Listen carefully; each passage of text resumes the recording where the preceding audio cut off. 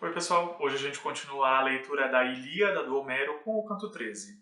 Lembrando que aqui na descrição do vídeo tem o link para a playlist da Ilíada para quem não assistiu os vídeos anteriores. No canto anterior, o canto 12, a gente acompanhou a investida bastante forte dos troianos contra o muro dos Acaios, na tentativa de romper algum pedaço daquele muro e chegar até os barcos dos Acaios para então colocar fogo neles. E o canto anterior termina justamente com o Heitor conseguindo abrir uma passagem naquele muro para permitir a passagem dos troianos, e esse final de canto então deixa todo um suspense sobre o desenrolar dessa situação nos próximos cantos. E o canto de hoje, o canto 13, começa com Zeus se retirando do conflito depois de ter ajudado os troianos a romperem esse pedaço do muro, deixando então os guerreiros troianos à própria sorte. Aproveitando essa retirada de Zeus, Poseidon, que estava bastante indignado com Zeus por Zeus não permitir a interferência de outros deuses no conflito, resolve se aproveitar então dessa situação e ir até o campo de batalha para interferir no conflito a favor dos Acaios, que estavam em desvantagem.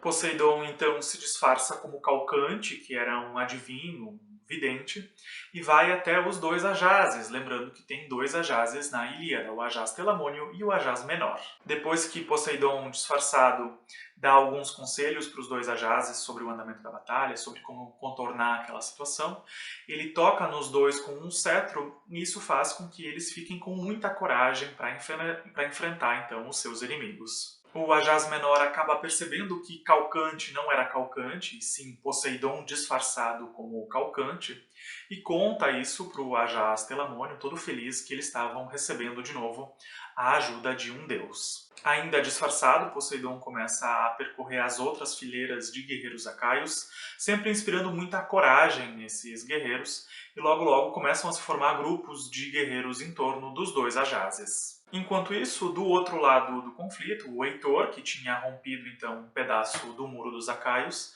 estava estimulando os seus guerreiros para que eles passassem por aquele muro para chegar então aos barcos dos Acaios e colocar fogo nesses barcos. Mas o plano de Heitor de colocar fogo naqueles barcos não sai exatamente como esperado, porque na praia já estavam esperando eles os guerreiros Acaios, que estavam lá todos cheios de coragem essa dada por Poseidon.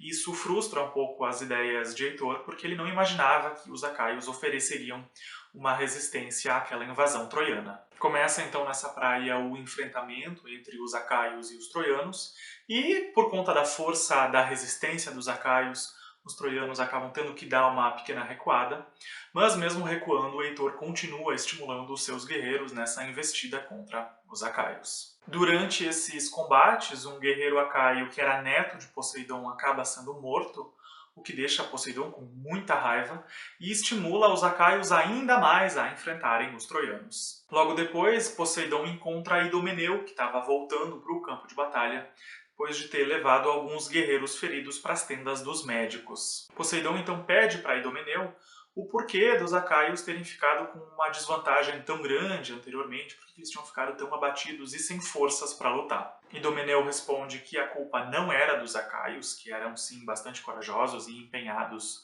no enfrentamento dos seus inimigos, mas que a culpa era sim de Zeus, que estava dando toda a vantagem para os troianos, interferindo muito a favor dos troianos, deixando então os Acaios com muita desvantagem. Ainda disfarçado, Poseidon diz para Idomeneu que ele não quer que nenhum troiano volte vivo para a cidade de Troia e que quer lutar ao lado de Idomeneu para atingir então esse objetivo. Idomeneu então corre para pegar suas armas e voltar para a batalha, e no meio do caminho ele encontra Meríones, que era um escudeiro, e os dois então vão juntos para o combate. Logo que os troianos veem o Idomeneu e o Meríones voltando para o campo de batalha, eles atacam esses dois com toda a força possível e então seguem as descrições dos combates e principalmente da bravura do Meríones e do Idomeneu combatendo os troianos. Com o tempo, os Acaios crescem em vantagem, mas Heitor, que era então o líder dos troianos, ainda não sabia que os troianos estavam em desvantagem, porque ele estava lutando em outro setor ali do campo de batalha. Quem avisa Heitor sobre essa desvantagem dos troianos é o Polidamente,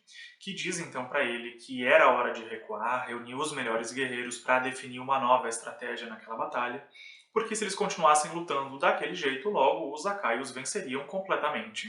Heitor concorda com o conselho de Polidamente e pede que os melhores guerreiros fossem reunidos imediatamente. E depois ele vai justamente para aquele outro setor do campo de batalha em que os troianos estavam em mais desvantagem e precisando de mais reforços. Polidamente então tenta reunir aqueles melhores guerreiros como o Heitor tinha pedido, mas quando ele vai fazer isso ele percebe que esses melhores guerreiros ou estão feridos ou já estão mortos. Enquanto isso, o Heitor, que tinha ido para o outro setor do campo de batalha, encontra o irmão dele, o Alexandre, que também era marido da Helena. Heitor então pede para Alexandre onde que estavam os melhores guerreiros naquele setor, e Alexandre responde para ele a mesma coisa que Polidamente percebeu, que esses guerreiros ou já estavam mortos ou estavam então muito feridos. Alexandre pede que Heitor lidere o restante dos guerreiros, mas que Heitor não era para esquecer que ninguém ali conseguia lutar além das próprias forças. A partir disso eles vão para o ponto mais crítico da batalha, e lá eles encontram o Polidamente, que tinha conseguido reunir alguns guerreiros de destaque que tinham sobrado. Heitor então lidera aquele grupo numa investida contra os Acaios para tentar mudar o jogo,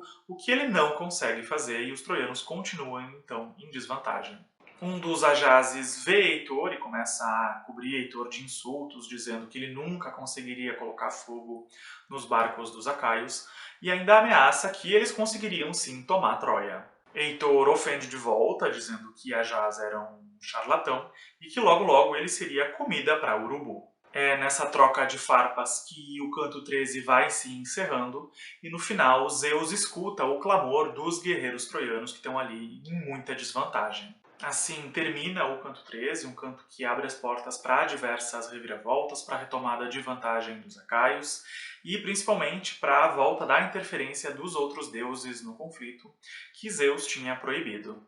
Para os próximos cantos a gente fica na expectativa se os Acaios vão conseguir ou não segurar essa vantagem, se os troianos vão conseguir ou não colocar fogo nos barcos dos Acaios, que já é um plano bem antigo, e se Zeus vai permitir ou não essa continuidade da interferência dos outros deuses. Esse então foi o vídeo de hoje, fica aqui meu muito obrigado a quem assistiu, e a gente se vê de novo no canto 14. Até lá, tchau, tchau!